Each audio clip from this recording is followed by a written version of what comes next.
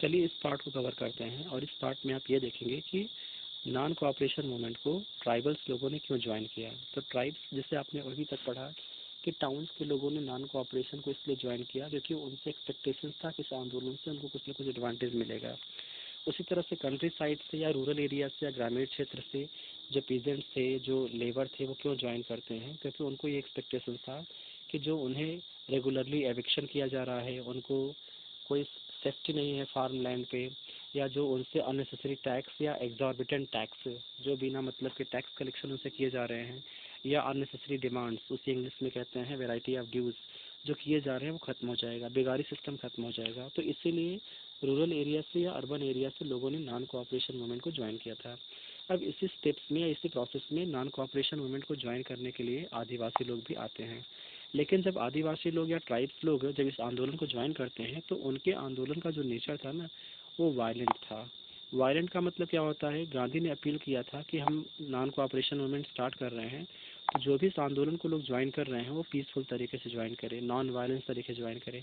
Means आप आंदोलन में अपने आप को इन्वॉल्व करिए, लेकिन उसमें आप वायलेंस यूज़ मत करिए। आप गवर्नमेंट के खिलाफ कोई वायलेंट एक्शन मत लीजिए, गवर्नमेंट को आप टारगेट मत करिए, परेशान मत करिए, बल्कि पीसफुल तरीके से प्रोटेस्ट करिए। तो आदिवासी जो थे फॉरेस्ट एरिया से, गुडेम हिल्स से, वो मिलिटेंट गुरिल्ला मूवमेंट कैरी कर रहे थे। मीन्स वो सडनली ब्रिटिश पुलिस स्टेशन पर या ब्रिटिश ऑफिसर्स पर अटैक करते और वो छिप जाया क्या करते थे। तो कांग्रेस ट्राइब्स के या आदिवासियों के इस आंदोलन को अप्रूव नहीं करते थे, क्योंकि कांग्रेस कहते थे कि हम आंदोलन लॉन्च किए हैं और आंदोलन का ऑब्जेक्टिव है पीसफुल और नॉन वायलेंस, लेकिन आंदोलन में अगर कोई शामिल जो लोग हैं वायलेंस कर रहे हैं तो कांग्रेस उससे अपने आप को डिस्टेंस करते थे, अपने आप को दूर बनाते थे।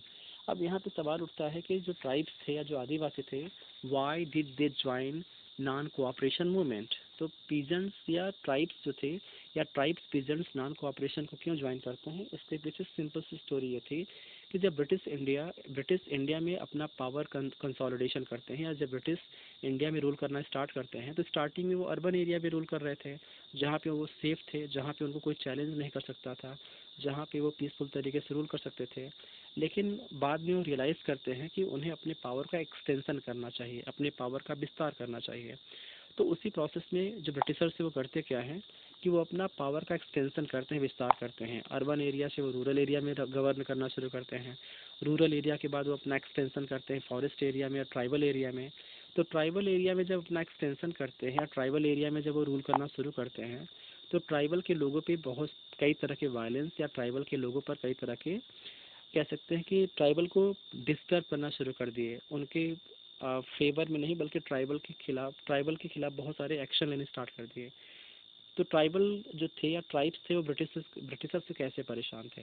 एग्जाम्पल के लिए जब ब्रिटिश गवर्नमेंट ने अपने पावर का एक्सटेंशन किया फॉरेस्ट एरिया में, या फॉरेस्ट एरिया में वो अपना प्रभाव बढ़ाना शुरू करते हैं, तो करते क्या है, फॉरेस्ट एरिया में लोगों से उनको वहाँ से मतलब उन्हें डिस्प्लेस करते हैं। मीन्स जो लोग फॉरेस्ट में अब तक रहते आए थे उनसे कह दिया गया कि अब आपको फॉरेस्ट से निकल जाना है।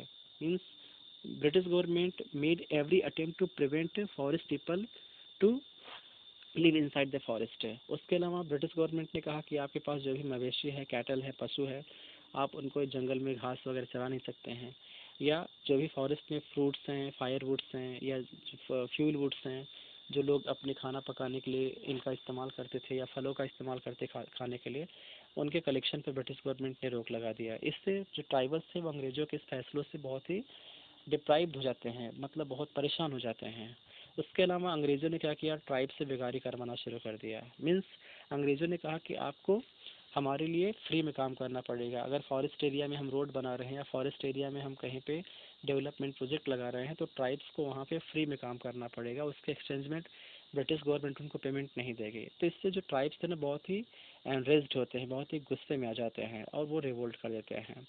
और इसी बीच क्या होता है, ट्राइब्स को लीड करने के लिए यानी नॉन कोऑपरेशन के टाइम पे जो ट्राइबल लीडर्स थे वो थे आपके अलूरी सीताराम राजू। अब अलूरी सीताराम राजू कौन थे और इनका कंट्रीब्यूशन क्या है। तो अलूरी सीताराम राजू जो थे वो एक मेजर या प्रोमिनेंट ट्राइबल लीडर थे, और इन्होंने क्या किया था, इन्होंने नॉन कोऑपरेशन मूवमेंट में ट्राइब को एक तरह से गाइड किए थे, मोटिवेट किए थे कि हमें क्यों ब्रिटिश गवर्नमेंट को अपोज करना चाहिए, क्यों हमको हमें कांग्रेस पार्टी को सपोर्ट करना चाहिए, क्यों हमें गांधीयन प्रिंसिपल को फॉलो करना चाहिए। तो यहाँ पे आपके जो अलूरी सीताराम थे उन्होंने क्या किया, वो बहुत ही इंटरेस्टिंग फिगर थे। वो मतलब ट्राइबल के बीच में बहुत ही पॉपुलर थे। क्यों पॉपुलर थे? क्योंकि उनके अंदर वो क्लेम करते थे कि उनके पास कई तरह की शक्तियाँ हैं। किस तरह की शक्तियाँ? जैसे करेक्ट एस्ट्रोलॉजिकल प्रेडिक्शन, वो सही सही एस्ट्रोलॉजिकल प्रेडिक्शन कर सकते हैं कि ब्रिटिश गवर्नमेंट के साथ क्या हो सकता है, यानी भविष्यवक्ता एक तरह से हैं। वो भविष्य की जानकारी जो है वो बता सकते हैं कि भविष्य में क्या होने वाला है। उनके बारे में लोग ये भी कहते थे कि ब्रिटिश गवर्नमेंट से उनके मतलब बुलेट से उनकी हत्या नहीं हो सकती है, गोली उनको मतलब गोली लग सकती है लेकिन वो मर नहीं सकते हैं। तो जो अलूरी सीताराम राजू थे उनके इस पर्सनालिटी की वजह से लोग जो थे या जो रेबल्स थे या जो ट्राइबल लीडर्स थे, ट्राइबल्स पीपल थे, उन्हें अपना लीडर मान लेते हैं और उनको कहते हैं कि ये जो अलूरी सीताराम राजू हैं ये भगवान की एक तरह से अवतार हैं। क्यों? क्योंकि ये फ्यूचर प्रेडिक्टर हैं या इनको ब्रिटिश गवर्नमेंट का वेपन्स नहीं मार सकता है, तो ये इनकारनेशन ऑफ गॉड हैं, भगवान के अवतार हैं। तो राजू के महानता या मीन्स जो अलूरी सीताराम राजू थे वो गांधी के बारे में बताया करते थे कि वो गांधी से काफ़ी इंस्पायर्ड हैं, गांधी से काफ़ी मोटिवेटेड हैं। तो उन्होंने कहा कि हमें नॉन कोऑपरेशन मूवमेंट में गांधी को कोऑपरेट करना चाहिए, हमें ब्रिटिश के बनाए गए कपड़ों को नहीं पहनना चाहिए, खादी कपड़े का यूज़ करना चाहिए, ड्रिंकिंग का हमको यूज़ नहीं करना चाहिए। इसके अलावा उन्होंने कहा कि इंडिया तभी लिबरेट हो सकता है ब्रिटिश रूल से, या इंडिया तभी आज़ाद हो सकता है ब्रिटिश रूल से, जब हम वायलेंस का इस्तेमाल करें, न कि मतलब नॉन वायलेंस का। मीन्स गांधी के हम गांधी को अपना एक आइडियल लीडर मानते हैं, लेकिन गांधी के बताए गए हर रूल या हर प्रिंसिपल को हम नहीं फॉलो कर सकते हैं। तो इसकी अब इन्होंने जब इंस्पायर किया तो जो आदिवासी लोग थे वो पुलिस स्टेशन पर अटैक करते हैं, ब्रिटिशर्स को मारने का प्रयास करते हैं, गोरिल्ला वारफेयर करते हैं। गोरिल्ला वारफेयर में क्या होता है, जो ट्राइबल लोग होते हैं वो फॉरेस्ट एरिया से अचानक बाहर आते हैं और हमला करते हैं, फिर छिप जाते हैं, तो ये गोरिल्ला वारफेयर होता है। तो इंडिपेंडेंस या स्वराज गेन करने के लिए, भारत को आज़ाद करने के लिए आदिवासी जो थे वो इस तरह से इस मूवमेंट में एंगेज होते हैं। तो जो अलूरी सीताराम थे उनको कैप्चर कर लिया, ब्रिटिश गवर्नमेंट पकड़ लेती है, उनको एग्जीक्यूट कर देती है 1924 में, उनका डेथ हो जाता है। वो एक फॉक हीरो व ट्राइबल्स के एक बहुत ही ग्रेट हीरो के तौर पे वो ऑनर किए जाते हैं या उनका वर्शिपिंग होता है। तो इस तरह से आप यहाँ पे देख सकते हैं कि जो नेचर ऑफ रिवोल्ट था ट्राइबल्स का वो कैसा था। वो नॉन वायलेंट था, वो गोरिल्ला मिलिटेंट था, अलूरी सीताराम उसको लीड किए थे। और जो ट्राइब्स थे वो इस नॉन कोऑपरेशन को क्यों ज्वाइन करते हैं? क्योंकि ब्रिटिश गवर्नमेंट जो थी उनको उनके लाइवलीहुड से डिप्राइव की थी, या ब्रिटिश गवर्नमेंट ने बेगारी सिस्टम उनसे करवाना शुरू कर दिया था, या ब्रिटिश गवर्नमेंट ने उनको प्रिवेंट किया था कि आप फॉरेस्ट में एंटर नहीं कर सकते, एनिमल या कैटल को आप ग्रेज नहीं करा सकते, या फायरवुड को कलेक्शन नहीं कर सकते हैं। तो कई सारे क्वेश्चन आप इसमें से बन सकते हैं जिनको आपको इस तरह से इन सारे क्वेश्चंस को प्रिपेयर करना पड़ेगा। चलिए इसी कॉन्टेक्स्ट में हम लोग एक अलग हेडिंग को कवर करते हैं, नॉन कोऑपरेशन से संबंधित आपका ये आखिरी टॉपिक है। तो आपका ये जो लास्ट वाला टॉपिक है नॉन कोऑपरेशन संबंधित, वो आपका ये है कि नॉन कोऑपरेशन मूवमेंट में रिस्पांस क्या था जो प्लांटेशन वर्कर थे। प्लांटेशन वर्कर का मतलब क्या होता है? ब्रिटिश गवर्नमेंट कमर्शियल फार्मिंग करवाने के लिए इंडिया के डिफरेंट एरिया में, खास तौर से नॉर्थ ईस्ट एरिया में कमर्शियल प्लांटेशन करते थे, जैसे टी का या कॉफ़ी का प्रोडक्शन करवाते थे। तो जो प्लांटेशन में रहने वाले कर्मचारी थे या वर्कर थे ने उनका कंडीशन बहुत ही पुअर था। ब्रिटिश गवर्नमेंट ने उनके ऊपर तमाम तरह के कंडीशन जो है इम्पोज कर दिए थे। तो जब नॉन कोऑपरेशन मूवमेंट लॉन्च कर दिया गया तो जो प्लांटेशन के अंदर काम करने वाले लोग थे उनको अब ये फील हो गया था कि स्वराज का मतलब क्या होता है, freedom from movement from inside the plantation to outside. तो आपका यहाँ से बोर्ड में सवाल ही पिछले साल पूछा गया है। पिछले साल का मतलब क्या होता है? प्रीवियस ईयर्स में। तो क्वेश्चन आपका ये पूछा गया है कि what was the notion of swaraj, या what was the notion of swaraj for the plantation worker. यानी जो प्लांटेशन वर्कर थे उनके लिए स्वराज का मतलब क्या था, या उनके लिए इंडिपेंडेंस का मीनिंग क्या था, या उनके लिए फ्रीडम का मीनिंग क्या था। तो प्लांटेशन के अंदर जो काम करने वाले वर्कर्स थे, जैसे आसाम हो गया, तो आसाम के प्लांटेशन में काम करने वाले जो वर्कर थे उनके लिए स्वराज का मतलब था right to move freely in and out of the confined space. मतलब जो प्लांटेशन है एक फिक्स एरिया है या कन्फाइंड स्पेस है, उसके अंदर से बाहर जाने का अधिकार जो है वो स्वराज होता है। मतलब अब उनको अब एक प्लांटेशन के अंदर कन्फाइंड या क्लोज करके नहीं रखा जा सकता है।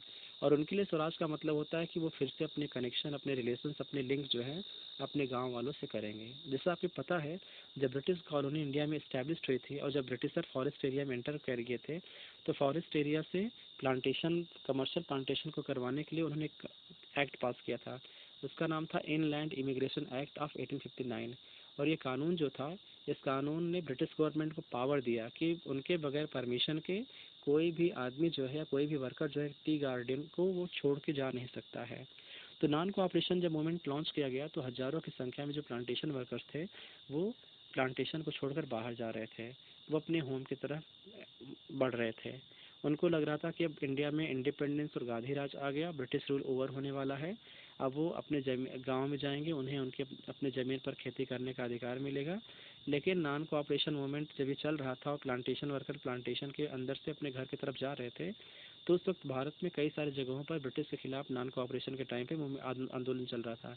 जैसे रेलवे के जो वर्कर्स थे वो स्ट्राइक पर चले गए थे, या स्टीमर वर्कर थे वो स्ट्राइक पर चले गए थे। तो प्लांटेशन जो वर्कर थे वो टाइमली अपने घर नहीं पहुंच पाते हैं, वो रास्ते में फंस जाते हैं। तो और ब्रिटिश गवर्नमेंट को उनको कैप्चर करती है और ब्रूटली उनको पनिश करती है। तो बेसिकली इस वाले पैराग्राफ से आपका सवाल सिंपल सा सवाल बनता है, और सवाल क्या बनता है? सवाल इस वाले पैराग्राफ से बनेगा, what was the notion of swaraj for the plantation worker. Means plantation worker जो थे उनके लिए स्वराज या नॉन कोऑपरेशन का मतलब क्या है, आप डिफाइन करिए।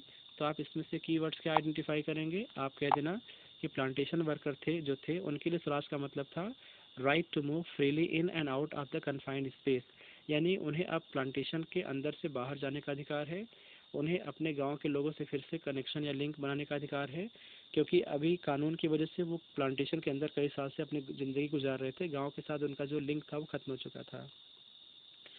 और उनके लिए इसका मतलब ये था कि स्वराज का मतलब है या नॉन कोऑपरेशन का मतलब है कि इंडिया में गांधी राज आ जाएगा और वो अपने गांव में फिर से अब रीच कर पाएंगे और अपने एरिया में पीस ऑफ लैंड पर कल्टीवेशन कर पाएंगे। तो ये notion the meaning of swaraj for plantation worker था, जिसको आप आसानी से यहाँ पे समझ सकते हैं।